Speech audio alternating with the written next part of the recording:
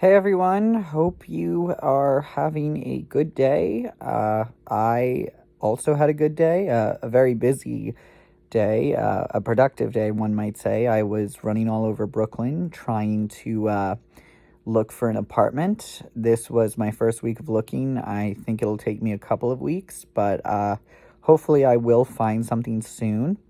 In the meantime, thank you, Mom and Dad, for letting me stay.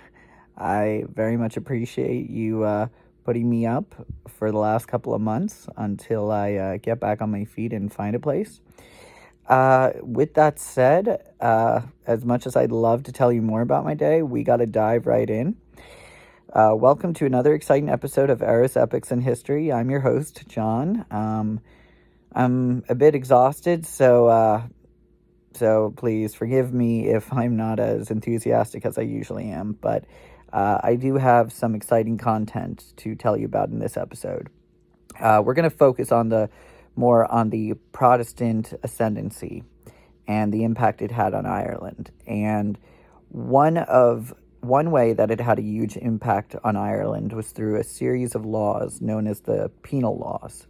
And these come out around the 1600s and early 1700s, and they're passed by the English in Irish Parliament in an attempt to basically support and promote Protestant ascendancy. It was basically a way of trying to force Irish Catholics to either convert to the Protestant religion or to basically be shoved down to the low part of society, to be put into lower classes of society for their refusal to convert to the Anglican way of life. And these proposals, these laws basically gave the English the ability to try and manipulate and control the Irish through unfair methods. And their impact ranged from effects on land ownership to things that were as silly as ownership over a horse. So, for instance, an Irish Catholic could not own a horse that was worth more than £5. And any horses they did own, if somebody came along and offered them £5 for a horse, they were legally obliged to sell that horse.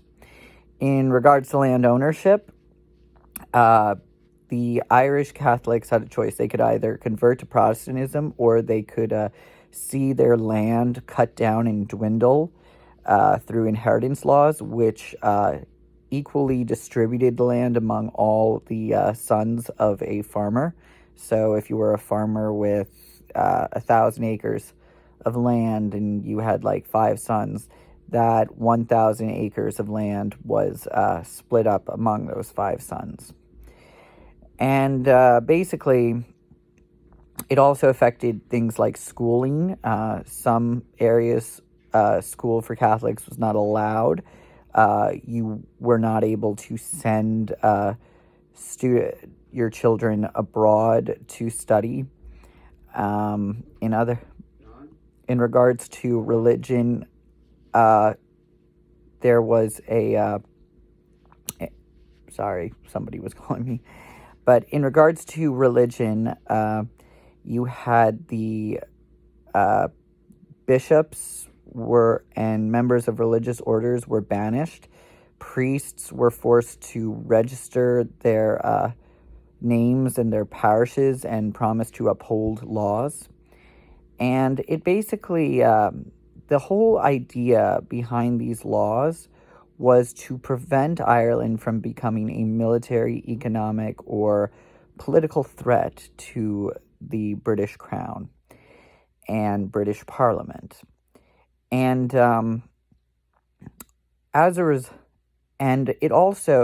idea was that by attacking Catholicism in the way it did, by attacking the church in the way it did, these penal laws would help do away with Catholicism within a generation, that Catholicism would die out. Now, in 1720, you have the Westminster Direct Rule come into play. It was an act that basically allows Westminster to overrule Irish Parliament and therefore have direct control over all of Ireland. And the idea,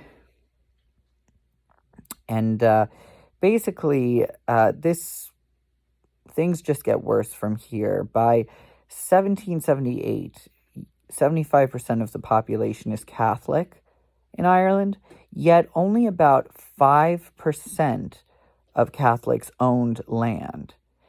And there were various restrictions placed on land ownership. For instance, tillage forms of farming like tillaging were discouraged in order to protect English producers. And what that meant, and around 1759, before we get into that, as a result, the Irish ended up having to import more grain than they were exporting due to the fact that they couldn't tillage as much. And then in 1759, a ban on the export of Irish cattle to England is lifted, which leads to a lot of land that was originally meant for tillaging to then be made into land meant for pasturing. And because pasturing is a less intensive form of farming, many people were forced off their land and left destitute. In addition, while you have these landlords enjoying life in these large residential palaces or palatial residences, I should say, not palaces, but residences that look and are made to have the feel of a palace, while the landlords are living it up in those homes, you have the poor tenant farmers struggling year after year to survive.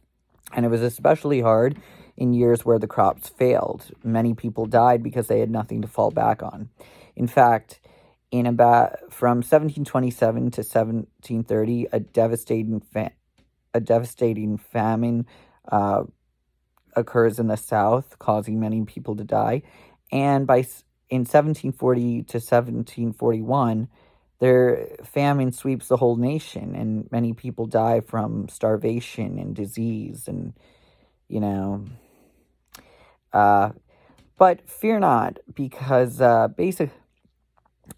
even though the Irish faced these hardships, they faced them head on, and their culture, their traditions, and their language still survive to this day, and that's because of a number of tactics. One, many people found ways of sending their children abroad to the continent to study. So, for instance, even though many children couldn't go abroad, many sons couldn't go abroad to study to become priests, at least not legally. The Irish found a way around it.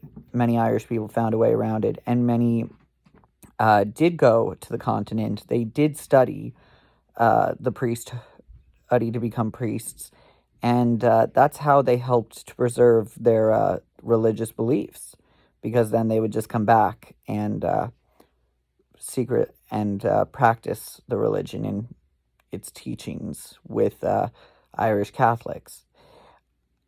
And as for schooling, the way the Irish went about that was they created these places called hedge schools, and they usually took place in a barn or in a private home, where they would secretly teach children who were Catholic, or as well as Presbyterian children, the Catholic religion, traditions, values, as well as the Gaelic culture and language.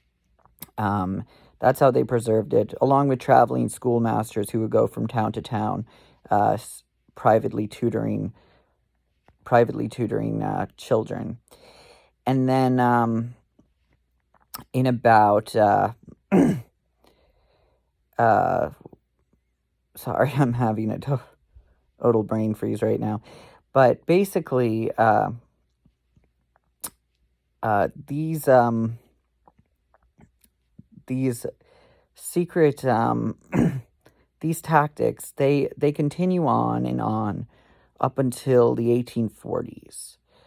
And in the 1840s, that's when the Great Potato Famine takes place. But until then, they're able to hide a lot of what's going on from the middle and upper class landlords.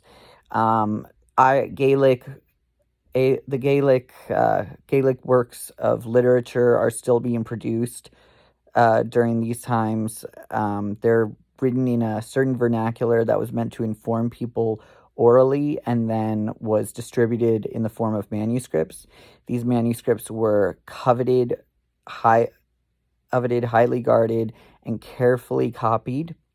You had these poets and these harpers who would continue to perform their works of art, their performances in front of landlords and in front of their own people. And that helped keep these Gaelic classics and traditional forms of entertainment alive. So, I mean, despite the hardships that the Irish faced at this time, they persevered, and that is something to be admired. So yeah, that's something I definitely admire. I hope you do as well. Anyway, that's it for this episode of Éire's Epics in History. Please, if you like this video, please share it so we can continue to inform everyone together as a team about the hardships that Ireland faced and what the Irish people did to make sure that the people of Ireland of today have a better life, as well as Irish people all around the world. So thank you and have a good night.